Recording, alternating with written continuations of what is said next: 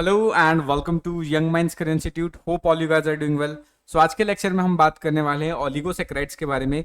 इससे पहले वाले लेक्चर्स के अंदर हमने मोनोसैकेराइड्स को पूरी तरीके से कंप्लीट कर लिया है। अगर पुराने वाले लेक्चर्स में कोई डाउट है तो आप कमेंट करके बता सकते हैं। आज का जो हमारा लेक्चर है पूरी तरीके से ओलिगोसैकेराइड्स के ऊपर कन्फाइंड है। सो आई होप आपको जो पुराने लेक्चर्स हैं वो अच्छे लग रहे होंगे। अगर कोई डाउट है, कोई सजेशन है तो आप कमेंट करके बता सकते हैं। तो चलिए फिर डायरेक्टली मूव करते हैं अपने मेन टॉपिक के ऊपर। लेकिन उससे पहले आप सभी लोगों ने मुझे बहुत सारे सजेशंस भेजे थे, इसलिए हमने टॉपिक वाइज लेक्चर्स को अब स्टार्ट कर दिया है। यानी अगर आप हमारे एप्लीकेशन पर जाएंगे तो आपको हमारे एप्लीकेशन पे एक टॉपिक वाइज ऑप्शन मिल जाएगा, टॉपिक वाइज वीडियो लेक्चर्स। उसको अगर आप जब क्लिक करेंगे तो उसके अंदर आपको क्या है, टॉपिक वाइज, जैसे बायोकेमिस्ट्री का कंप्लीट अलग लेक्चर हो जाएगा, इनवर्टिब्रेट्स का अलग लेक्चर हो जाएगा, वर्टिब्रेट्स अलग हो गया, सेल बायोलॉजी अलग हो गया, जेनेटिक्स अलग हो गया। इसी तरीके से सारे जो टॉपिक्स हैं उनको मैंने अलग अलग डिवाइड कर दिया है। तो अगर आपको किसी भी एक पर्टिकुलर टॉपिक को ही परचेज करना है, खरीदना है, या उसी टॉपिक से रिलेटेड अगर आपको डाउट है तो आप डायरेक्टली वो टॉपिक को परचेज कर सकते हैं। प्राइसेस बहुत ज़्यादा नॉमिनल है, जस्ट 299 रुपये में सारे कोर्सेज मैंने लॉन्च कर दिए हैं। तो एक बार जाके आप उसको चेकआउट कर सकते हैं। तो चलिए फिर डायरेक्टली मूव करते हैं अपने मेन टॉपिक के ऊपर और समझते हैं ओलिगोसैकेराइड्स के बारे में। अगर हम ओलिगोसैकेराइड्स के बारे में बात करें तो ओलिगोसैकेराइड्स बेसिकली ऐसे कार्बोहाइड्रेट्स होते हैं जो आपके दो, या बोल सकते हैं 2 से 10 मोनोसैकेराइड्स यूनिट से मिलके बनते हैं। ठीक है, यानी क्या होगा, मिनिमम 2 होंगे और मैक्सिमम 10 हो सकते हैं। ठीक है, सो ओलिगोसैकेराइड्स क्या है? ओलिगोसैकेराइड्स ऐसे कार्बोहाइड्रेट्स हैं जो कि आपके 2 से लेके 10 तक मोनोसैकेराइड्स की जो यूनिट्स हैं, 2 से 10 मोनोसैकेराइड्स यूनिट्स के जुड़ने से बनते हैं। ठीक है, ये चीज आपको याद रखना है। तो जब भी यहां पर 2 से 10 मोनोसैकेराइड्स यूनिट जब आपस में जुड़ेंगे तो उनके बीच में उनको एक बॉन्ड बनाने की जरूरत पड़ेगी, यानी बिना बॉन्ड बनाए मोनोसैकेराइड्स आपस में नहीं जुड़ सकते। तो बेसिकली क्या है, मोनोसैकेराइड्स, या बोल सकते हैं कि जो आपके सैकेराइड्स होते हैं उनके बीच में जो बनने वाला बॉन्ड्स होता है उस बॉन्ड को हम बोलते हैं ग्लाइकोसिडिक बॉन्ड, या इसको आप ग्लाइकोसिडिक लिंकेज भी बोल सकते हो। ठीक है, तो ये चीज आपको याद रखना है। सो हम कैसे डिफाइन कर सकते हैं ओलिगोसैकेराइड्स? कि ओलिगोसैकेराइड्स ऐसे कार्बोहाइड्रेट्स होते हैं जिनका फॉर्मेशन 2 से 10 मोनोसैकेराइड्स यूनिट्स के आपस में जुड़ने से होता है। ठीक है, अब ये जो मोनोसैकेराइड्स यूनिट है वो आपस में जब जुड़ते हैं तो उनके बीच में एक बॉन्ड बनता है, एक लिंकेज बनता है, और इस लिंकेज को हम क्या नाम देते हैं? ग्लाइकोसिडिक लिंकेज बोलते हैं, या ग्लाइकोसिडिक बॉन्ड बोलते हैं।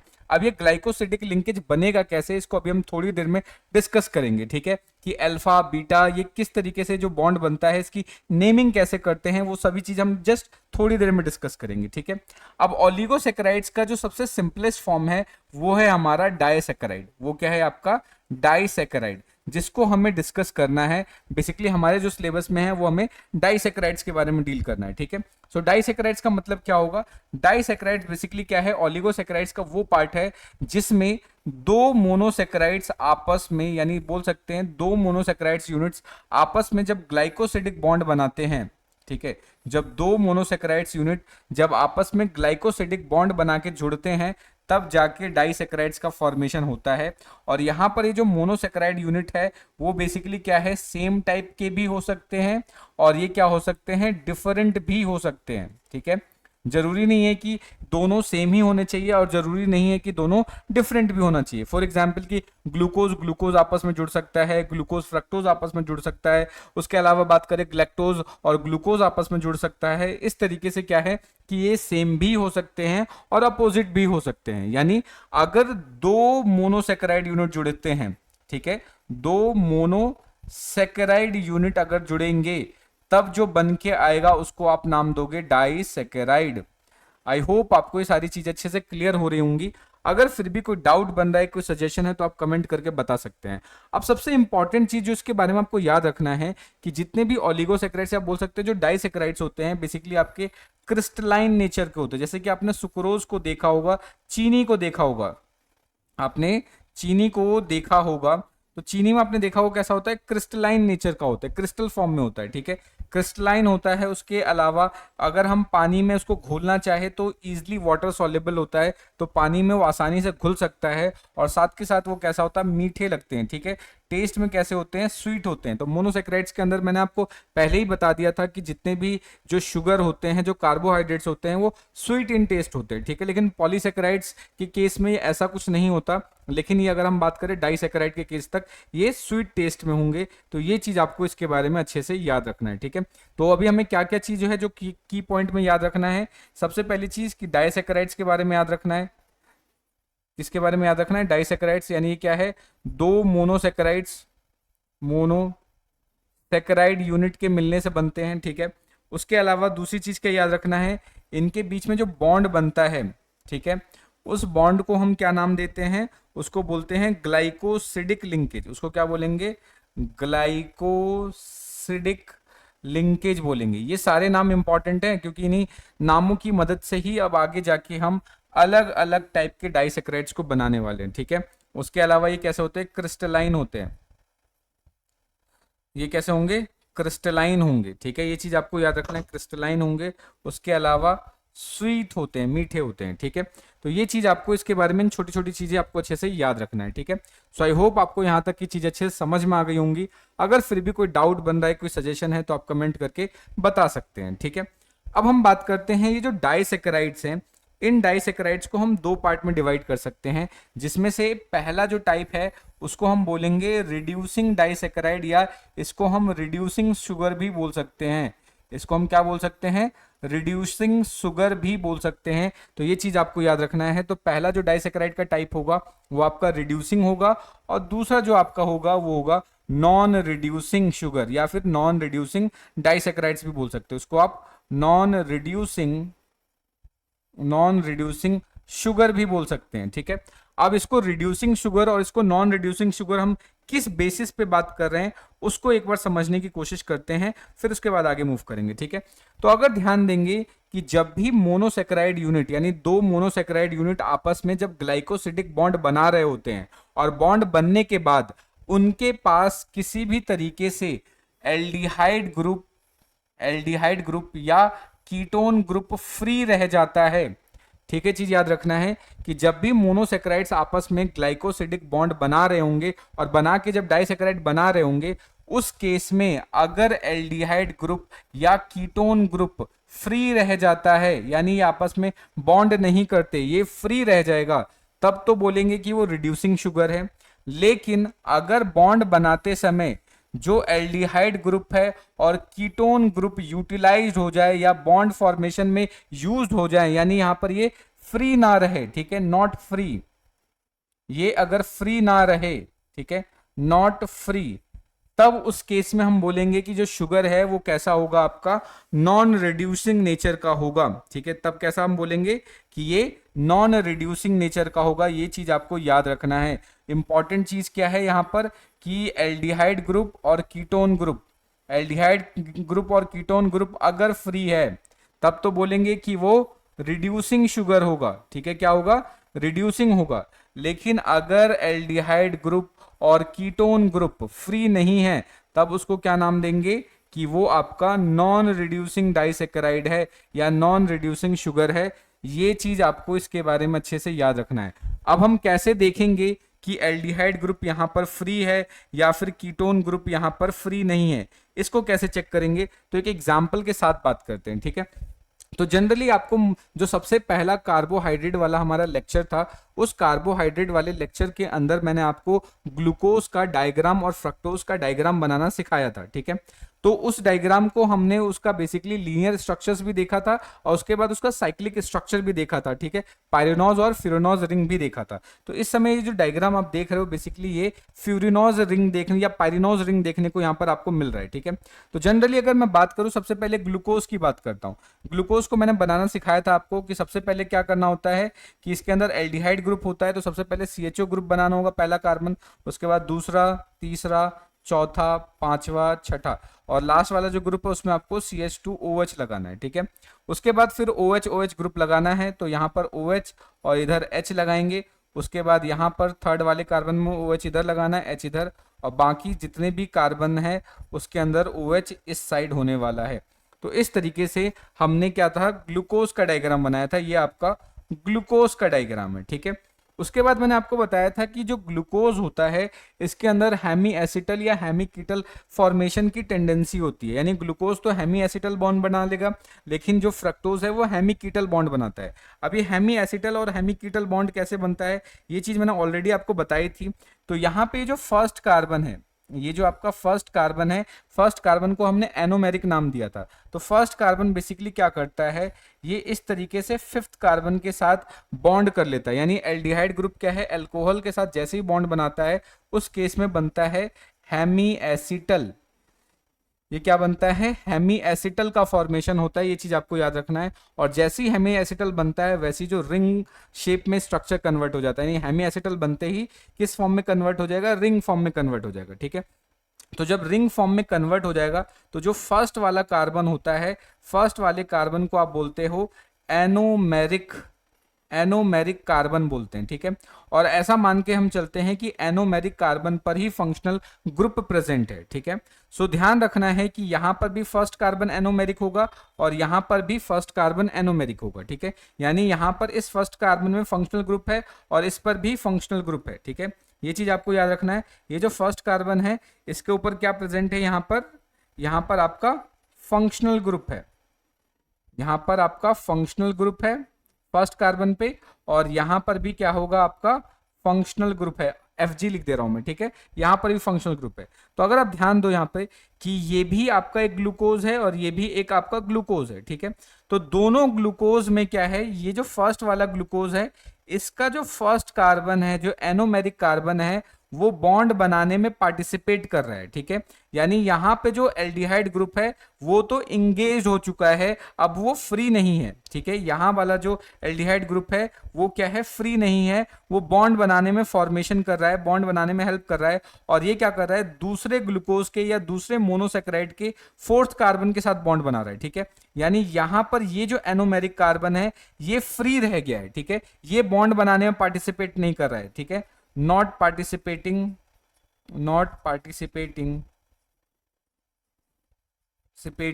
in bond formation। तो ये बॉन्ड फॉर्मेशन में पार्टिसिपेट नहीं कर रहा है, तो इसका मतलब क्या है कि यहां पे जो फंक्शनल ग्रुप है वो फ्री है, यानी यहां पे जो एल्डिहाइड ग्रुप है वो क्या है, फ्री है।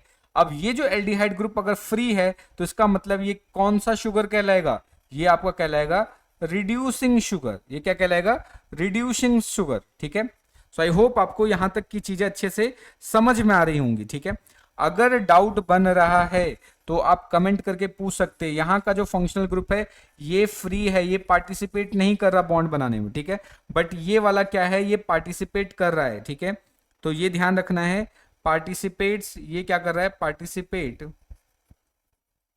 Participate in bond formation. तो जो भी बॉन्ड फॉर्मेशन में पार्टिसिपेट करेगा वो वाला पार्ट फ्री नहीं होगा। तो जब ये फ्री ही नहीं होगा तो कैसे बोल सकते हैं एंगेज्ड है। ठीक है, तो अगर सपोज करो किसी डाइसैकेराइड के अंदर उसका एनोमेरिक कार्बन फ्री है, यानी फंक्शनल ग्रुप फ्री है, और फंक्शनल ग्रुप क्या हो सकता है, एल्डिहाइड हो सकता है, कीटोन हो सकता है, तो उस केस में जो शुगर बन के आएगा वो शुगर कैसा कहलाएगा, आपका रिड्यूसिंग शुगर कहलाएगा। वो शुगर कैसा कहलाएगा, रिड्यूसिंग शुगर कहलाएगा। ठीक है, सो आई होप आपको ये सारी चीजें अच्छे से समझ में आ रही होंगी। अगर फिर भी कोई डाउट बन रहा है, कोई सजेशन है तो आप कमेंट करके बता सकते हैं। ठीक है, अब हम क्या कर रहे हैं, इस वाले शुगर को देख रहे हैं। ठीक है, अब यहां पर क्या है, ग्लूकोज है, ग्लूकोज का ये वाला कार्बन क्या है, आपका C1 कार्बन है, और C1 को हम क्या बोलते हैं, एनोमेरिक कार्बन। एनोमेरिक कार्बन का मतलब क्या होता है, जस्ट अभी आपको मैंने बताया कि एनोमेरिक कार्बन वो कार्बन होता है जिसके ऊपर फंक्शनल ग्रुप प्रेजेंट होता है। तो यहां पर जो फंक्शनल ग्रुप है वो बॉन्ड बनाने में पार्टिसिपेट कर रहा है, तो यानी यहां पर क्या है, यहां पर फंक्शनल ग्रुप फ्री नहीं होगा, फंक्शनल ग्रुप नॉट फ्री। तो यहां पर फंक्शनल ग्रुप फ्री नहीं है। अब हम बात करते हैं फ्रक्टोज में। फ्रक्टोज की बात करें तो फ्रक्टोज के अंदर बेसिकली क्या है, कीटो ग्रुप प्रेजेंट होता है, और कीटो ग्रुप आपका सेकंड कार्बन पे होता है। तो ध्यान रखना है कि यहां पर जो कार्बन होता है वो सेकंड कार्बन होता है। ठीक है, और सेकंड कार्बन को यहां पर क्या नाम देते हैं, इसको हम बोलते हैं एनोमेरिक। यहां पर ध्यान देना है, फ्रक्टोज के अंदर C2 कार्बन एनोमेरिक होता है, यानी वहां पर भी ये क्या है, फंक्शनल ग्रुप की तरह ट्रीट किया जाएगा, यानी C2 कार्बन पे फंक्शनल ग्रुप प्रेजेंट होगा। और यहाँ पर ध्यान दो कि C2 कार्बन भी बॉन्ड बनाने में पार्टिसिपेट कर रहा है। तो यहाँ पर C1 और C2 यानी दोनों एनोमेरिक कार्बन बॉन्ड बनाने में पार्टिसिपेट कर रहे हैं। तो यहाँ पर आप देखेंगे कि कोई भी फंक्शनल ग्रुप चाहे एल्डिहाइड हो या चाहे कीटोन हो वो फ्री नहीं है, ठीक है। सो हम यहाँ पे लिख सकते हैं not free functional group, not free functional group. तो जब फ्री फंक्शनल ग्रुप है ही नहीं तो क्या ये रिड्यूसिंग नेचर का होगा? तो आंसर है नहीं, ठीक है। ध्यान रखना है रिड्यूसिंग नेचर होने के लिए फंक्शनल ग्रुप या एनोमेरिक कार्बन का फ्री होना जरूरी है। अगर एनोमेरिक कार्बन या फ्री या बोल सकते हैं कि फंक्शनल ग्रुप फ्री नहीं है तो उसको हम रिड्यूसिंग नेचर का नहीं बोल सकते। तो ये जो एग्जाम्पल है वो आपका सुक्रोज का है, ठीक है। ये किसका है? सुक्रोज का है। तो सुक्रोज कैसा होता है? नॉन रिड्यूसिंग नेचर का होता है, ठीक है। सो आई होप आपको ये सारी चीज अच्छे से समझ में आ रही होंगी। अगर फिर भी कोई डाउट बन रहा है, कोई सजेशन है तो आप कमेंट करके बता सकते हैं, ठीक है। सो अब हम बात करते हैं वन बाय वन कि कितने हमारे पास जो अलग अलग टाइप के सिंपल से डाइसैकेराइड्स हैं उनको एक एक करके समझ लेते हैं, ठीक है। तो सबसे पहले हम बात करते हैं माल्टोज शुगर की, ठीक है। तो सबसे पहले हम किसको डिस्कस कर रहे हैं? माल्टोज शुगर की, ठीक है। सो माल्टोज शुगर का जो फॉर्मेशन होता है उसके फॉर्मेशन के लिए हमें 2 अल्फा डी ग्लूकोज की जरूरत पड़ती है। अब यहाँ पे एक टर्म आ रहा है अल्फा और बीटा। अब अल्फा और बीटा क्या होता है उसको समझने की कोशिश करते हैं, ठीक है। तो सबसे पहले मैं क्या करता हूं कि यहाँ पर ग्लूकोज का स्ट्रक्चर बना लेता हूं, ठीक है। सो अगर मैं ग्लूकोज का स्ट्रक्चर बनाऊं तो यहाँ पे क्या था? एक ऑक्सीजन था, उसके बाद इस तरीके से एक रिंग बनाना है। इस तरीके से सिंपली आप रिंग पहले बना लो, इससे क्या है कि डायग्राम बनाना थोड़ा आसान हो जाता है। तो इस तरीके से हम रिंग बना लेंगे। रिंग बनाने के बाद क्या हो गया? ये आपका फर्स्ट कार्बन हो जाएगा। फर्स्ट कार्बन को हम एनोमेरिक कार्बन बोलते हैं, फिर ये सेकंड हो जाएगा, फिर ये थर्ड हो जाएगा, फोर्थ हो जाएगा, फिफ्थ हो जाएगा। और यहाँ पे 6 होता है तो इसके लिए हमें क्या करना पड़ेगा? यहाँ पे हमें CH2OH लगाना होगा और नीचे के साथ यहाँ पर हम हाइड्रोजन लगा देंगे। और यहाँ पर जो C1 है जिसको हम एनोमेरिक बोलते हैं, ठीक है। अब यहीं पर सारा का सारा खेल है, ठीक है। अब सारा का सारा खेल क्या है? यहाँ पर एक मैंने OH लगा दिया और एक यहाँ पर नीचे H लगा दिया। दूसरा यहाँ पर क्या हो गया? OH, उसके बाद H। तीसरे वाले कार्बन में क्या था? थोड़ा बदलाव था, तो यहाँ पर OH ऊपर कर दिया और H नीचे कर दिया। अगेन यहाँ पर क्या आ जाएगा? यहाँ पर ऊपर आ जाएगा H, ऊपर क्या आ जाएगा आपका? सिंपल सा सबसे ऊपर क्या आ जाएगा? Give me a second, I think PPT change हो गई है। तो सबसे ऊपर क्या आ जाएगा? अगर हम बात करें, इरेज कर दिया हमने तो पेन लेट में सेलेक्ट। तो यहाँ पर क्या हो जाएगा? H और नीचे आ जाएगा OH, ठीक है। तो ये जो डायग्राम आप देख रहे हो ये डायग्राम क्या है? ग्लूकोज का है, ठीक है। अब ये कौन सा ग्लूकोज है? क्या ये अल्फा ग्लूकोज है या बीटा ग्लूकोज है? कैसे आइडेंटिफाई करेंगे ये मैं सिखा रहा हूं, इसको आपको अच्छे से ध्यान रखना है, ठीक है। ये जो कार्बन है, फर्स्ट वाला कार्बन, इसको क्या नाम दिया मैंने? एनोमेरिक। इसको क्या नाम दिया? एनोमेरिक कार्बन, यानी एक ऐसा कार्बन जिसके ऊपर फंक्शनल ग्रुप प्रेजेंट होता है, ठीक है। अब हम चेक करते हैं एनोमेरिक कार्बन और उसके बाद ये वाला पॉइंट चेक करेंगे, इस CH2OH को चेक करेंगे, ठीक है। तो अगर हम इस CH2OH को चेक करें और इस OH को चेक करें, ठीक है, अगर दोनों सेम साइड हैं, अगर ये क्या है? सेम साइड है, सेम साइड, तो ये जो स्ट्रक्चर होगा इस स्ट्रक्चर को हम बोलेंगे बीटा। इसको क्या बोलेंगे? बीटा। और क्योंकि ये डी ग्लूकोज है तो डी ग्लूकोज हो जाएगा। ये क्या हो जाएगा? Beta D glucose. Beta word हम तब यूज करेंगे जब OH यानी फर्स्ट यानी एनोमेरिक कार्बन का जो एनोमेरिक कार्बन पे OH है और यहां पर जो CH2OH है सिक्स्थ वाला कार्बन, अगर वो दोनों सेम साइड हैं तब तो उसको क्या नाम देंगे? उसको नाम देने वाले हैं बीटा, ठीक है। उसको क्या बोलेंगे? Beta D glucose. लेकिन जस्ट अगर हम इसका उल्टा कर दें, इसका उल्टा इन द सेंस कि दोबारा से एक बार डायग्राम बना लेते हैं। तो यहाँ पे अगेन मैंने एक ऑक्सीजन लगाया, उसके बाद ये जो स्ट्रक्चर है आप जो देख रहे हो ये कुछ ऐसा स्ट्रक्चर बना लिया, ठीक है। थोड़ा सा ये पेन के चक्कर में डायग्राम थोड़ा सा डिस्टॉर्टेड है, let me correct this diagram, I don't know. तो ये जो डायग्राम हमारा यहाँ पे आप देख रहे हो इसको मैं इरेज कर लेता हूँ, थोड़ा सा डिस्टॉर्टेड हो गया ये डायग्राम। तो let me draw it again. तो यहाँ पे पेन सेलेक्ट कर लेते हैं। तो सबसे पहले हमें क्या बनाना होगा? ऑक्सीजन।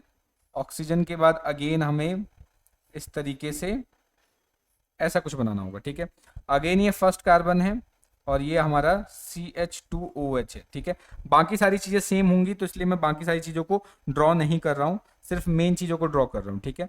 अब यहाँ पे जो फर्स्ट कार्बन है, जो एनोमेरिक कार्बन है, वहां पे H ऊपर है और OH नीचे है, ठीक है।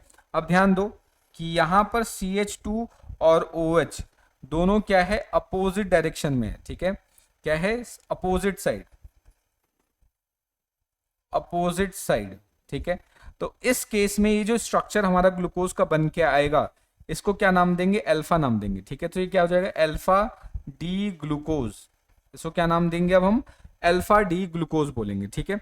सो आई होप आपको समझ में आ गया होगा कि कब हमें यूज करना है बीटा और कब हमें यूज करना है अल्फा, ठीक है। अल्फा कब यूज करना है, जब CH2OH और OH अपोजिट साइड में आ जाएंगे। उस कंडीशन में अगर वो अपोजिट साइड में है, अगर ये अपोजिट साइड में है, तब तो हम यूज करेंगे बीटा वर्ड। लेकिन सॉरी, अगर सेम साइड में है तब यूज करेंगे बीटा वर्ड, और अगर ये अपोजिट साइड में है तब यूज हम क्या करेंगे, अल्फा यूज करेंगे, ठीक है। सो आई होप आपको ये सारी चीज अच्छे से क्लियर हो रही होंगी। अगर फिर भी कोई डाउट बन रहा है, कोई सजेशन है, तो आप कमेंट करके बता सकते हैं। अब हम क्या कर रहे हैं, अब यहाँ पर बॉन्ड्स बनाने की कोशिश कर रहे हैं कि बॉन्ड्स कैसे बनते हैं, ठीक है। ग्लाइकोसिडिक बॉन्ड्स कैसे बनते हैं और उसकी हम नेमिंग कैसे करते हैं, इसको समझने की कोशिश करते हैं, ठीक है। सो अब यहां पर ध्यान दो, जो माल्टोज है, माल्टोज का फॉर्मेशन कैसे होगा, जब दो अल्फा डी ग्लूकोज यूनिट आपस में दोबारा जब जुड़ेंगे, आपस में ग्लाइकोसिडिक बॉन्ड बनाएंगे। तो ग्लाइकोसिडिक बॉन्ड कैसे बनता है, उसको थोड़ा सा इस डायग्राम की मदद से समझने की कोशिश करो। तो ये हमारे पास क्या है, alpha D glucose. Alpha D glucose कैसे पता चला कि यहां पर जो ये तो CH2OH वाला पार्ट है, ये क्या है, CH2OH वाला पार्ट है, और यहां पर ये जो OH है वो नीचे था, OH कहाँ है, नीचे था। तो दोनों अपोजिट साइड में हो गए, इसलिए कैसा, ये क्या कहलाएगा, alpha D glucose. Same situation यहां पर भी है, देखो यहां पर CH2OH ऊपर है और ये जो OH वाला पार्ट है वो कैसा है, नीचे है।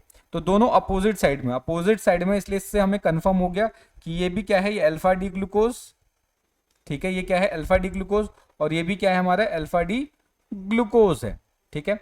अब ये बॉन्ड कैसे बनाते हैं उसको समझते हैं, ठीक है। यहां से बहुत इंपॉर्टेंट चीज है जो हमें समझनी है। अगर हम एक बार समझ लेंगे तो बहुत आसानी से समझ, मतलब कि जो डायग्राम से बहुत इजीली आप बाकी चीजों को बना पाएंगे। तो यहां पर क्या था, OH, सेम एज क्या होगा, ये जो फोर्थ कार्बन है, फोर्थ कार्बन पे भी क्या है हमारा, ये वाला ऐसा OH, तो यहां पर भी क्या है आपका OH आ जाएगा, यहां पर भी क्या है, OH आ जाएगा। सब होगा क्या कि देखो जरा, यहाँ पे ये जो फर्स्ट कार्बन वाला OH और ये जो सेकंड कार्बन, ये जो फोर्थ वाला कार्बन है वहां का OH, अब ये बॉन्ड कैसे बनाएंगे उसको चेक करते हैं। तो ये क्या होगा, फोर्थ कार्बन का जो OH है और ये जो फर्स्ट कार्बन का OH है, यहां से तो जाएगा हाइड्रोजन और यहां से जाएगा OH। तो ये जब दोनों आपस में मिलेंगे तो H जब और OH आपस में मिलते हैं तो क्या बनता है, वाटर, तो वाटर निकल जाएगा। तो यहां से बेसिकली क्या है, जब ये बॉन्ड बनता है ग्लाइकोसिडिक, जब लिंकेज बनता है तो ध्यान रखना है हमेशा वाटर लिबरेट होता है, पानी निकलता है, ठीक है। सो यहां से क्या होगा, तो यहां से बचेगा क्या, ऑक्सीजन, इस वाले का ये ऑक्सीजन, और इस वाले से डायरेक्टली बॉन्ड बन जाएगा, ठीक है। सो ध्यान दो, यहाँ पे बॉन्ड कैसे बन रहा है कि एक जो ग्लूकोज मॉलिक्यूल है, जो फर्स्ट ग्लूकोज है, उसका कौन सा कार्बन पार्टिसिपेट कर रहा है, फर्स्ट वाला कार्बन पार्टिसिपेट कर रहा है, एनोमेरिक कार्बन पार्टिसिपेट कर रहा है। लेकिन जो दूसरा ग्लूकोज है उसका कौन सा कार्बन पार्टिसिपेट कर रहा है, फोर्थ वाला कार्बन पार्टिसिपेट कर रहा है। ये दोनों कार्बन आपस में मिलके बॉन्ड बना रहे हैं, ठीक है। सो अब दोनों कार्बन कैसा है, अल्फा है, दोनों कार्बन कैसा है, अल्फा है। तो जो बॉन्ड बनेगा, जो लिंकेज बनेगा, उस लिंकेज को हम क्या नाम दे सकते हैं, उस लिंकेज को हम नाम दे सकते हैं, यहां पर आपको इस बात को ध्यान रखना है, इसको क्या नाम देना है, अल्फा 1,4 ग्लाइकोसिडिक बॉन्ड। इसको क्या नाम देंगे, अल्फा 1,4 ग्लाइकोसिडिक बॉन्ड। क्यों बोलेंगे, क्योंकि इसका फर्स्ट कार्बन पार्टिसिपेट कर रहा है, इसका फोर्थ कार्बन पार्टिसिपेट कर रहा है, और दोनों कौन से फॉर्म है, अल्फा फॉर्म है, दोनों कौन से फॉर्म है, अल्फा फॉर्म है, इसलिए इसको हम बोलेंगे अल्फा 1,4 ग्लाइकोसिडिक लिंकेज। यानी ये जो लिंकेज बनेगा कैसा बनेगा, अल्फा 1,4 ग्लाइकोसिडिक लिंकेज का फॉर्मेशन होगा, ठीक है। तो ये चीज आपको इसके बारे में अच्छे से याद रखना है। सो आई होप आपको यहां तक की चीजें अच्छे से समझ में आ रही होंगी। अगर फिर भी कोई डाउट बन रहा है, कोई सजेशन है, तो आप कमेंट करके बता सकते हैं, ठीक है। अब हम क्या करेंगे, इन सभी चीजों को एक बार पीपीटी की मदद से समझ लेते हैं। तो यही चीज मैंने यहाँ पे मेंशन कर रखी है कि जो माल्टोज है उसका फॉर्मेशन दो अल्फा डी ग्लूकोज यूनिट के आपस में मिलने से बनता है, और जब ये दोनों आपस में मिलेंगे तो इनकी वजह से जो बनने वाला जो बॉन्ड है, जो ग्लाइकोसिडिक बॉन्ड है, वो बॉन्ड कैसा होगा, अल्फा 1,4 ग्लाइकोसिडिक लिंकेज होगा। और क्यों होगा वो मैंने आपको बता ही दिया है, ठीक है।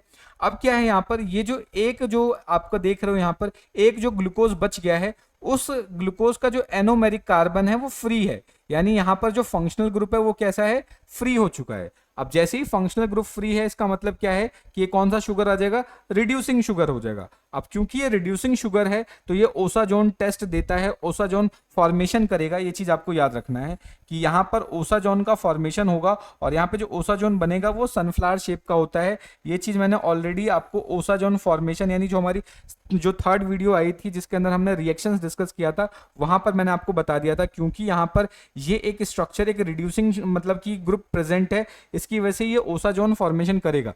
तो मैंने आपको बताया था ओसाजोन कौन देता है, जो रिड्यूसिंग शुगर्स होते हैं वो ओसाजोन टेस्ट परफॉर्म करते हैं, ठीक है। सो यहां पर ध्यान रखना है कि C1 कार्बन पे जो सेकंड वाला ग्लूकोज है उसका C1 कार्बन कैसा है, फ्री है, जिसकी वजह से वो ओसाजोन फॉर्मेशन करेगा और उसकी वजह से सनफ्लावर शेप स्ट्रक्चर बनते हैं। अब ये ओसाजोन क्या होता है उसके लिए आप दूसरी वो जो रिएक्शन वाली वीडियो एक बार जाकर जरूर देख लीजिए, ठीक है। अभी जो माल्टोज है, ठीक है, माल्टोज जब हाइड्रोलाइज्ड होता है, हाइड्रोलाइज का मतलब जब माल्टोज का ब्रेकडाउन होगा तो ऑटोमेटिकली है कि माल्टोज जब ब्रेकडाउन होगा तो उन्हीं कंपोनेंट्स में टूटेगा जिन कंपोनेंट से वो मिलके बना है, ठीक है। तो हाइड्रोलाइज करने के लिए हम क्या यूज कर सकते हैं, डाइल्यूट एसिड यूज कर सकते हैं, या फिर एक एंजाइम है माल्टेज, ठीक है, या एंजाइम क्या है, माल्टेज। ये एंजाइम यूज होता है माल्टोज को ब्रेक डाउन करने के लिए, ठीक है। और जैसे ही माल्टोज ब्रेक होगा तो क्या मिलेगा, हमें दो मॉलिक्यूल मिलेंगे, किसके, अल्फा डी ग्लूकोज के, क्योंकि इन्हीं से ये मिलके बना है, ठीक है। सो आई होप आपको ये सारी चीजें अच्छे से समझ में आ रही होंगी। अगर फिर भी कोई डाउट बन रहा है, कोई सजेशन है तो आप कमेंट करके बता सकते हैं, ठीक है। नेक्स्ट, अब माल्टोज के अलावा भी यहां पर बेसिकली कुछ स्ट्रक्चर हैं जिसे हम आइसोमाल्टोज बोल सकते हैं।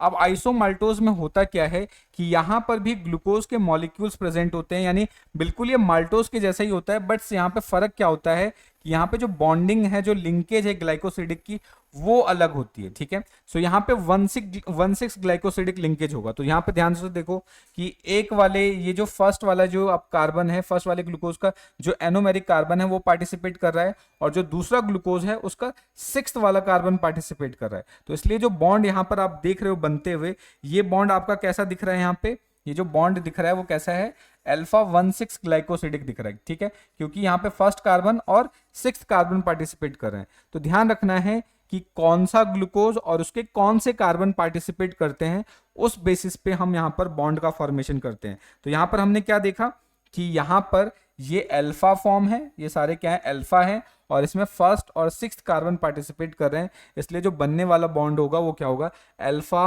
1,6 ग्लाइकोसिडिक लिंकेज होगा आइसोमाल्टोज के केस में, ठीक है। उसके अलावा एक दूसरा कंपोनेंट है जिसको हम सेलोबायोज बोलते हैं, ठीक है। सेलोबायोज बेसिकली क्या है, इसका जो फॉर्मेशन होता है वो तब बनता है जब हम सेल्यूलोज का हाइड्रोलिसिस करते हैं। सेल्यूलोज के हाइड्रोलिसिस से सेलोबायोज का फॉर्मेशन करता है। सेलोबायोज में बेसिकली मतलब क्या है, ये भी माल्टोज के जैसा स्ट्रक्चर है, बस यहाँ पे फर्क क्या आ जाता है, बॉन्डिंग का फर्क आ जाता है। यहाँ पे अल्फा की जगह क्या होगा, बीटा 1,4 ग्लाइकोसिडिक लिंकेज होगा। वहां पर कैसा था माल्टोज में, अल्फा 1,4, लेकिन यहां पर कैसा होगा, बीटा 1,4 आएगा। बीटा 1,4 क्यों आ रहा है, क्योंकि यहां पर देखो कि ये हमारे पास बीटा डी ग्लूकोज है, ठीक है। ये कैसा है, बीटा डी ग्लूकोज। तो बीटा डी क्यों क्यों क्यों बोल रहे हैं, क्योंकि यहाँ पर CH2OH और यहाँ का जो OH है दोनों सेम साइड है। सेम चीज यहाँ पर देखो, यहाँ का CH2OH और ये जो OH है वो सेम साइड है, ठीक है, इसलिए इसको बीटा फॉर्म बोलेंगे। तो यहाँ पर क्या है कि ये भी बीटा फॉर्म है और ये भी बीटा फॉर्म है, ये आपस में पार्टिसिपेट कर रहा है, इसका फर्स्ट कार्बन और इसका कौन सा कार्बन पार्टिसिपेट कर रहा है, 4th कार्बन।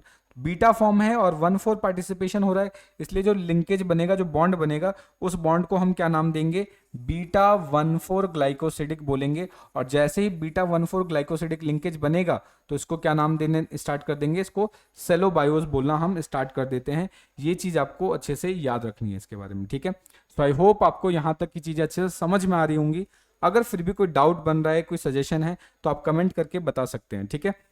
ये सारी चीज़ें मैं कोशिश कर रहा हूँ कि जितना आसान से आसान कर दूँ वो आपके लिए, क्योंकि इसमें बच्चों को बहुत ज़्यादा डाउट होता है। बहुत सारे बेसिकली क्या है, बॉन्डिंग्स में दिक्कत आती है कि किस तरीके से बॉन्डिंग हो रहा होता है, ठीक है। अब हम बात करते हैं सुक्रोज के बारे में, ठीक है। तो सुक्रोज को अभी हमने देखा था कि ये कैसा है, नॉन रिड्यूसिंग शुगर है, ठीक है। ये कैसा है, नॉन रिड्यूसिंग शुगर है। अब इसको हमने नॉन रिड्यूसिंग शुगर क्यों बोला था? बिकॉज यहाँ पर कोई भी फ्री एल्डिहाइड या कीटो ग्रुप अवेलेबल नहीं होता। अब क्योंकि यहाँ पर फ्री एल्डिहाइड या कीटोन ग्रुप है ही नहीं, इसका मतलब ये क्या है कि ओसाजोन टेस्ट नहीं देने वाला है, ठीक है। तो ये चीज़ भी आपको याद रखनी है। अब यहाँ पर बनता कैसे है उसको समझते हैं।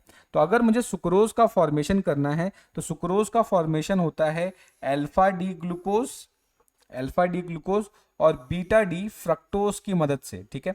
अब यहाँ पर ये बार बार डी क्यों आ रहा है, इसके बारे में ना ऑलरेडी आपको पहले लेक्चर्स के अंदर ही बता दिया था कि बॉडी के अंदर पाए जाने वाले जितने भी मेजर कार्बोहाइड्रेट्स होते हैं वो क्या है, आपके डी फॉर्म में ही प्रेजेंट होते हैं, ठीक है। तो ये चीज़ मैंने आपको ऑलरेडी बता ही दिया था, इसलिए बार बार यहाँ पर डी आपको देखने को मिलता है। तो सुक्रोज का फॉर्मेशन क्यों हो रहा है? क्योंकि यहाँ पर अल्फा डी ग्लूकोज और बीटा डी फ्रक्टोज के मिलने से फॉर्मेशन होगा। तो ग्लूकोज का तो स्ट्रक्चर हम जानते ही हैं, ठीक है। ग्लूकोज का तो स्ट्रक्चर हमने देखा ही था, थोड़ा फ्रक्टोज के स्ट्रक्चर में थोड़ी दिक्कत आती है, उसको समझ लेते हैं, ठीक है। मैं ग्लूकोज का भी स्ट्रक्चर आपके लिए बना ही देता हूं। तो ग्लूकोज का स्ट्रक्चर हमने भी जस्ट बना के देखा था। तो यहाँ पर क्या होगा, एक ऑक्सीजन बनाएंगे, ठीक है। उसके बाद क्या है, कुछ इस तरीके का स्ट्रक्चर बना देंगे, ठीक है। अब अल्फा डी हमें बनाना है, तो अल्फा का मतलब क्या होगा कि ये जो CH2OH है इसके जस्ट अपोजिट साइड हमें OH लगाना पड़ेगा, ठीक है। उसके बाद यहाँ पर H, फिर OH, और जो थर्ड वाला कार्बन होता है उसमें थोड़ी सी बदलाव करने की जरूरत पड़ती है, यानी यहाँ पर OH और ये फिर H, और फिर यहाँ पर क्या हो जाएगा HOH, और यहाँ पर ये H आ जाएगा। तो ये जो डायग्राम आप देख रहे हो ये बेसिकली क्या है, अल्फा डी ग्लूकोज का डायग्राम है, ठीक है। अब हमें चाहिए फ्रक्टोज का डायग्राम, क्योंकि फ्रक्टोज थोड़ा सा कॉम्प्लिकेटेड है, क्योंकि इसको हमने कई बार बनाया भी नहीं है। तो एक बार इसको डायग्राम को देख लेते हैं। तो सबसे पहले इसका लीनियर फॉर्म देखते हैं। तो लीनियर फॉर्म में बेसिकली क्या है, फ्रक्टोज के अंदर कीटो ग्रुप प्रेजेंट होता है। अब क्योंकि यहाँ पर एक कीटो ग्रुप है तो कीटो ग्रुप सेकंड वाले कार्बन में प्रेजेंट होगा, तो इसको भी मैं एक बार बना ही देता हूँ लीनियर स्ट्रक्चर, देन उसके बाद इसके साइक्लिक स्ट्रक्चर की तरफ जाएंगे, ठीक है। तो बेसिकली क्या होता है फ्रक्टोज के केस में, सबसे पहले आप फर्स्ट जो कार्बन है उसमें आपको CH2OH बनाना होता है। उसका जो सेकंड कार्बन है वहां पर आपको बेसिकली एक कीटो ग्रुप दिखाने की जरूरत पड़ती है, एक कीटो ग्रुप दिखाने की जरूरत पड़ती है। तो कीटो ग्रुप दिखा दिया। उसके बाद क्या बचेगा आपका, 2 कार्बन हो गए, 3 4 5, और जो लास्ट वाला कार्बन है उसमें CH2OH दिखा देंगे। बाकी क्या है, थर्ड वाले कार्बन में OH इधर लगाना है, H इधर हो जाएगा, फिर OH OH और इधर H और ये H। तो ये जो डायग्राम आप देख रहे हो ये बेसिकली क्या है, फ्रक्टोज का डायग्राम है, ठीक है। अब फ्रक्टोज में क्या होगा, जनरली अभी जस्ट मैंने बताया था कि हेमी एसिटल या कीटल का फॉर्मेशन होगा। तो यहाँ पे कीटल का फॉर्मेशन कैसे होगा, तो ध्यान रखना है कि यहाँ पर ये जो सेकंड वाला कार्बन है, ठीक है, सेकंड वाला कार्बन फिफ्थ वाले कार्बन के साथ बॉन्डिंग करता है, यानी ये इस तरीके से बॉन्डिंग करेगा। तो जैसे ही ये बॉन्डिंग करेगा तो बेसिकली यहाँ पे जो साइक्लिक स्ट्रक्चर बनेगा वो C2 और C5 के बीच में बनेगा, क्योंकि सेकंड और फिफ्थ वाला कार्बन आपस में बॉन्ड कर रहा है। तो आप यहाँ पर ध्यान से देखो, तो ये वाला जो कार्बन है वो सेकंड कार्बन है, तो उसके ऊपर क्या बच जाएगा, एक फ्री स्ट्रक्चर क्या बचेगा, CH2OH। तो ये CH2OH आपको यहाँ पर दिख गया, ठीक है। उसके बाद क्या है, सेकंड वाले कार्बन में जो कार्बन है वो बेसिकली क्या है, फिफ्थ वाले कार्बन के साथ यहाँ पर हेमी कीटल फॉर्मेशन करेगा। तो हेमी कीटल का फॉर्मेशन करेगा, तो फिफ्थ वाले कार्बन के बाद एक CH2OH फ्री है, तो यहाँ पर देखो एक CH2OH फ्री है, ठीक है। और यहाँ पर जो सेकंड वाले कार्बन है उसके ऊपर भी एक CH2OH फ्री है, तो यहाँ पर ये जो फर्स्ट कार्बन है वो हमारा उसमें भी CH2OH है। अब बाकी तो सिर्फ हमें क्या है, OH को ही इंट्रोड्यूस करना है, तो इधर बन गया, ठीक है। अब यहाँ पर देखते हैं कि बॉन्ड कैसे बनता है। तो सबसे पहले हम क्या करेंगे, अल्फा डी ग्लूकोज लेंगे। तो अल्फा डी ग्लूकोज हमने ले लिया। अल्फा डी ग्लूकोज का ये फर्स्ट कार्बन है, फर्स्ट कार्बन जिसको हम क्या बोलते हैं, एनोमेरिक। ये आपका एनोमेरिक कार्बन है, यानी इसका मतलब कि यहाँ पर फंक्शनल ग्रुप प्रेजेंट है। तो यहाँ का जो फंक्शनल ग्रुप है वो बेसिकली क्या था, यहाँ पर OH था, वो OH पार्टिसिपेट करेगा। अब ये जो आप फ्रक्टोज देख रहे हो, फ्रक्टोज, इस फ्रक्टोज को उल्टा कर देंगे। ये इसका जो आप देख रहे हो सेकंड वाला पार्ट इधर की साइड है, इसको रिवर्स कर दिया। अब सेकंड वाला पार्ट हम इधर लेके आ गए, ठीक है। तो सेकंड वाला पार्ट ऐसे जब इधर लेके आ गए तो अब हमें इसका कौन सा फॉर्म चाहिए, बीटा फॉर्म चाहिए, ठीक है। बीटा फॉर्म का मतलब क्या है कि ये वाला जो आप देख रहे हो, ये फर्स्ट, ये जो आप ये वाला स्ट्रक्चर देख रहे हो फिफ्थ वाले कार्बन पे CH2OH, और ये जो OH है वो दोनों कैसा साइड में होना चाहिए, सेम साइड में होना चाहिए, ठीक है। तो इसके लिए हमने क्या किया, इस स्ट्रक्चर को पलट दिया। पलटने के बाद आप देखोगे कि ये वाला स्ट्रक्चर CH2OH ऊपर आ गया। उसके बाद ये जो OH है, ये वाला OH और यहाँ का OH, ये आपस में क्या करेंगे, लिंकेज बनाएंगे, यानी यहाँ से वाटर का फॉर्मेशन होगा। ये वाला OH, ये वाला OH और इसका ग्लूकोज का फर्स्ट OH, ये दोनों आपस में बॉन्ड बना देंगे जिसकी वजह से वाटर लिबरेट होगा और बाकी जो स्ट्रक्चर है वो आपका एज इट इज है। तो यहाँ पर CH2OH और जो OH इसके वाला OH था दोनों सेम साइड है इसलिए बीटा फॉर्म होगा। तो ये दोनों आपस में बॉन्ड बना रहे हैं। तो बॉन्ड कैसा बनेगा, तो इसका फर्स्ट कार्बन पार्टिसिपेट कर रहा है और इसका कौन सा कार्बन पार्टिसिपेट कर रहा है, सेकंड कार्बन पार्टिसिपेट कर रहा है, ठीक है। और जो बॉन्ड है एक में अल्फा है और दूसरे में बीटा है। तो यहाँ पे जो लिंकेज बनने वाला है सुक्रोज में वो कैसा होने वाला है, अल्फा 1, क्योंकि फर्स्ट कार्बन का अल्फा 1 और दूसरे का क्या है बीटा 2। तो यहाँ पे जो लिंकेज होगा अल्फा 1 बीटा 2 होगा और जो लिंकेज होगा उसको बोलेंगे 1,2 ग्लाइकोसिडिक, उसको क्या बोलेंगे 1,2 ग्लाइकोसिडिक लिंकेज बोलेंगे, ठीक है। सो आई होप आपको ये डायग्राम अच्छे से समझ में आ गया होगा कि क्या बताने की मैं कोशिश कर रहा हूं, ठीक है। यहां पर फ्रक्टोज में ध्यान रखना है सेकंड कार्बन और इसका फर्स्ट कार्बन पार्टिसिपेट करेगा, ठीक है। ये इसका अल्फा फॉर्म होगा और यहाँ पर फ्रक्टोज का बीटा फॉर्म होगा, ठीक है। और फ्रक्टोज का डायग्राम भी हमने यहाँ पे डिस्कस कर ही लिया है, ठीक है। सो आई होप आपको ये सारी चीजें अच्छे से समझ में आ रही होंगी। अगर कहीं पर भी किसी भी पॉइंट पे आपको डाउट बनता है आप तुरंत कमेंट करके बता सकते हैं। वीडियो के अंदर किसी भी तरीके की इंप्रूवमेंट की रिक्वायरमेंट है तो वो आप इंप्रूवमेंट भी बता सकते हैं, मैं उसको नेक्स्ट वीडियोस के थ्रू जरूर इंप्लीमेंट करने की कोशिश करूंगा, ठीक है। अब हम क्या करेंगे, इन सारी चीजों को पीपीटी की मदद से फटाफट समझ लेते हैं, ठीक है।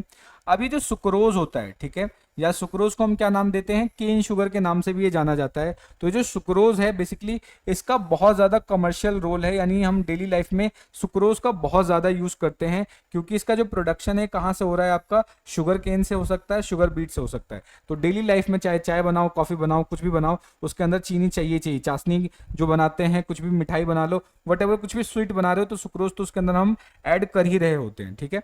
तो ये चीज आपको इसके बारे में याद रखनी है। उसके अलावा सुक्रोज बनता कैसे है, अल्फा डी ग्लूकोज और बीटा डी फ्रक्टोज के मिलने से बनता है, ठीक है। अब इनके बीच में जो बॉन्ड बनेगा वो अल्फा 1 और क्या होता है बीटा 2 बनेगा। क्यों बनेगा वो अभी हमने डिस्कस कर ही लिया यहाँ पर, ठीक है। सो बॉन्ड कैसा बनेगा, 1,2 ग्लाइकोसिडिक लिंकेज बनता है, ठीक है। अब ये जो आपका है कि ये बेसिकली जो शुगर है वो नॉन रिड्यूसिंग नेचर का होता है, ठीक है। नॉन रिड्यूसिंग नेचर का मतलब क्या है कि यहाँ पर कोई भी फंक्शनल ग्रुप फ्री ही नहीं है, ठीक है। नॉट फ्री फंक्शनल ग्रुप, तो किसी भी तरीके का आप देखोगे कि यहाँ पर फंक्शनल ग्रुप फ्री नहीं है, इसलिए इसको हम नॉन रिड्यूसिंग शुगर बोल रहे हैं। अब क्योंकि ये नॉन रिड्यूसिंग शुगर है इसलिए ये ओसाजोन टेस्ट नहीं देता, ठीक है। ये बात आप इसके बारे में अच्छे से याद रखेंगे, ठीक है। सो आई होप आपको यहाँ तक की चीजें अच्छे से क्लियर हो रही होंगी। अगर फिर भी कोई डाउट बन रहा है, कोई सजेशन है तो आप कमेंट करके बता सकते हैं, ठीक है। नेक्स्ट, अब ये जो सुक्रोज है ये एक इंपॉर्टेंट सोर्स है हमारी डाइट का क्योंकि हम डेली लाइफ में इसको यूज कर रहे हैं, ठीक है। उसके अलावा क्या है, बहुत ज्यादा स्वीट होता है। मोस्ट ऑफ द जितने भी कॉमन शुगर है जैसे ग्लूकोज हो गया, लैक्टोज हो गया, माल्टोज हो गया, उनके कंपैरिजन में ज्यादा स्वीट होता है, ठीक है। लेकिन फ्रक्टोज से ज्यादा स्वीट नहीं होता, ये चीज आपको याद रखना है। जनरली हम सुक्रोज का यूज करते हैं एज अ स्वीटनिंग एजेंट, यानी किसी भी चीज को मीठा करने के लिए हम क्या कर सकते हैं, सुक्रोज का यूज कर सकते हैं। तो फूड इंडस्ट्री के अंदर आप देखोगे डेली लाइफ में सुक्रोज का बहुत ही ज्यादा यूज किया जाता है। हर किसी चीज के अंदर अगर किसी को मीठा करना है तो उसके लिए हम सुक्रोज का यूज कर ही रहे होते हैं, ठीक है। अब जनरली हमारी बॉडी के अंदर इंटेस्टाइन के अंदर इंटेस्टाइनल एंजाइम होता है जिसको हम सुक्रेज बोलते हैं, ठीक है। अब ये जो सुक्रेज एंजाइम है ये क्या करेगा, सुक्रोज को बेसिकली हाइड्रोलाइज कर देता है, इसको ब्रेक कर देता है किसमें, ग्लूकोज और फ्रक्टोज में, जिसको हमारी बॉडी बाद में एब्जॉर्ब कर देता है। जिसकी मदद से अगर बोला जाए तो हमारा जो ब्लड ग्लूकोज लेवल है, जो आपका ब्लड ग्लूकोज लेवल है वो शूट कर जाता है अगर शुगर का अमाउंट ज्यादा होता है तो, ठीक है। जिसकी वजह से डायबिटीज भी हो जाती है, ये चीज आप जानते ही होंगे, ठीक है। नेक्स्ट आप बात करते हैं इन्वर्जन ऑफ शुगर। इन्वर्जन का मतलब होता है कि उसकी प्रॉपर्टी में बदलाव हो जाना, उल्टा हो जाना, ठीक है। यानी ऑप्टिकल एक्टिविटी में अगर बदलाव होता है तो उसको हम इन्वर्जन बोलते हैं, ठीक है। यानी यहां पर क्या है, ऑप्टिकल एक्टिविटी चेंजेस। इन्वर्जन का सिंपल मतलब क्या है, optical activity of the sugar changes. अब ऑप्टिकल एक्टिविटी का मतलब क्या है कि जनरली आपको मैंने लास्ट लेक्चर के अंदर प्लेन पोलराइज्ड लाइट के बारे में बताया था, ठीक है। तो यूजुअली जो हमारा सुक्रोज होता है वो डेक्स्ट्रो रोटेटरी होता है, ठीक है। जो सुक्रोज है हमारा इनिशियली कैसा होता है, वो डेक्स्ट्रो रोटेटरी होता है, ठीक है।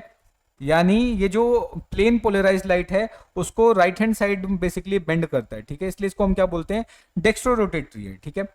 लेकिन अगर हम सुक्रोज को हाइड्रोलाइज कर दें, ठीक है, उसको कुछ समय तक के लिए छोड़ दें या हाइड्रोलाइज कर दें, तो बेसिकली क्या है, हम पाते हैं कि सुक्रोज को हाइड्रोलाइज करने के बाद ये बेसिकली लीवो रोटेटरी में कन्वर्ट हो जाता है, यानी अब ये प्लेन पोलराइज लाइट को नेगेटिव साइड में मूव करना स्टार्ट करेगा। तो यानी क्या है कि यहाँ पर जो इसका म्यूटा रोटेशन है, या जो आप बोल सकते हो इसकी जो ऑप्टिकल एक्टिविटी है, वो डेक्स्ट्रो रोटेटरी से किस में कन्वर्ट हो चुकी है, लीवो रोटेटरी में कन्वर्ट हो चुकी है। तो इसी को हम क्या बोलते हैं, इन्वर्जन ऑफ शुगर। इसको क्या नाम देते हैं, इसको हम बोलते हैं इन्वर्जन ऑफ शुगर, ठीक है। सो आई होप आपको यहाँ तक की चीजें समझ में आ रही है, ठीक है। तो इनिशियली जो सुक्रोज होता है उसका जो म्यूटा रोटेशन या जो ऑप्टिकल एक्टिविटी होती है वो प्लस 66.5 डिग्री का होता है, लेकिन जब हम उसको हाइड्रोलाइज कर देते हैं तब जब वो लीवो रोटेटरी में कन्वर्ट हो जाएगा तो उसकी ऑप्टिकल एक्टिविटी माइनस 28.2 डिग्री हो जाता है, ठीक है। तो ये जो ऑप्टिकल रोटेशन के अंदर या उसका जो म्यूटा रोटेशन है उसमें जो बदलाव हो रहा है, इसी बदलाव को हम क्या बोलते हैं, इन्वर्जन बोलते हैं, यानी इन्वर्ट हो गया, उल्टा हो गया, इस प्रोसेस को हम क्या बोलते हैं, इन्वर्जन बोलते हैं। इन्वर्जन का मतलब उल्टा होना, ठीक है। अब जनरली क्या है कि जब बेसिकली सुक्रोज हाइड्रोलाइज्ड होगा, तो जब सुक्रोज के अंदर हाइड्रोलिसिस का प्रोसेस होगा या हाइड्रोलाइज्ड होता है, तो उस कंडीशन में जो हमारे पास जो ये इस तरीके के जो सॉल्यूशन है, इस सॉल्यूशन के अंदर आपको ग्लूकोज और फ्रक्टोज दोनों ही मिलेगा, क्योंकि जब सुक्रोज हाइड्रोलाइज होता है तो ग्लूकोज और फ्रक्टोज में ब्रेक होगा। अब ये दोनों ही सोल्यूशन इसके अंदर ही मिलेगा। तो ये जो सोल्यूशन हमारे पास आया है, जो मिक्सचर आया है, इस मिक्सचर को हम नाम देते हैं इन्वर्ट शुगर। इसको क्या बोलेंगे, इन्वर्ट शुगर बोलेंगे। यानी सुक्रोज हाइड्रोलाइज होने के बाद इन्वर्ट शुगर का फॉर्मेशन करता है। ये चीज आपको इसके बारे में याद रखनी है, ठीक है। ये क्या करता है, इन्वर्ट शुगर का फॉर्मेशन करता है, कब, जब वो हाइड्रोलाइज हो जाता है, ठीक है। ये चीज आप इसके बारे में याद रखेंगे। सो ये चीज मैंने मेंशन कर रखा है कि जो हाइड्रोलाइज मिक्सचर होता है सुक्रोज, उसके अंदर ग्लूकोज और फ्रक्टोज प्रेजेंट होगा, और इसी को हम इन्वर्ट शुगर भी बोलते हैं। तो ये चीज आपको इसके बारे में याद रखना है। आप समझेंगे कि सुक्रोज का इन्वर्जन होता कैसे, ठीक है। तो जनरली हाइड्रोलिसिस के लिए एंजाइम की रिक्वायरमेंट होती है, और वो एंजाइम या तो सुक्रेज हो सकता है या फिर इन्वर्टेज हो सकता है। उसके अलावा हम डाइल्यूट एसिड का भी यूज कर सकते हैं। बेसिकली ये क्या करेगा कि सुक्रोज को ग्लूकोज और फ्रक्टोज में ब्रेक कर लेता है, ठीक है। अब ये बेसिकली इन्वर्जन कैसे होता है उसको समझते हैं। तो ऐसा माना गया है कि जो सुक्रोज है, ठीक है, सुक्रोज इनिशियली क्या होता है, डेक्स्ट्रो रोटेटरी होता है, ठीक है, डेक्स्ट्रो रोटेटरी होता है, लेकिन कुछ समय के बाद जब वो हाइड्रोलाइज होता है तो सबसे पहले वो अल्फा डी ग्लूकोपाइरोनोज में कन्वर्ट होता है। यानी जो सुक्रोज है सबसे पहले किस में कन्वर्ट होगा, अल्फा डी ग्लूकोपाइरोनोज में कन्वर्ट होगा, और ये भी डेक्स्ट्रो रोटेटरी होता है, और इसका म्यूटा रोटेशन 52.5 होता है पॉजिटिव में, ठीक है। और उसके अलावा किसमें ब्रेक होता है, बीटा डी फ्रक्टोफाइरोनोज में कन्वर्ट होता है, और ये भी बेसिकली क्या होता है, आपका डी फॉर्म ही होता है या डेक्स्ट्रो रोटेटरी होता है, ठीक है। लेकिन ये जो आपका जो बीटा डी फ्रक्टोफ्यूरनोज आया है, ये लेस स्टेबल होता है। ये कैसा होता है, लेस स्टेबल होता है, जिसकी वजह से ये जो अपनी जो बेसिकली बोल सकते हैं जो स्ट्रक्चर है उसके अंदर बदलाव करता है, और ये जो बीटा डी आपका फ्रक्टोफेरेनोज है, ये कन्वर्ट हो जाता है किसमें, बीटा डी फ्रक्टोपाइरेनोज में कन्वर्ट हो जाता है, ठीक है।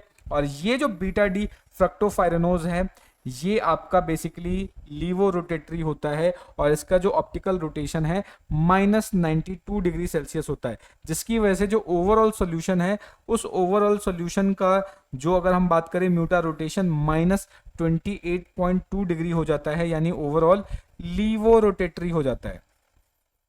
तो ये चीज याद रखना है। तो कैसे, अगर कोई आपसे पूछता है कैसे होगा, तो सबसे पहले सुक्रोज होता है, ठीक है, सुक्रोज कन्वर्ट होगा किसके अंदर, आपका अल्फा डी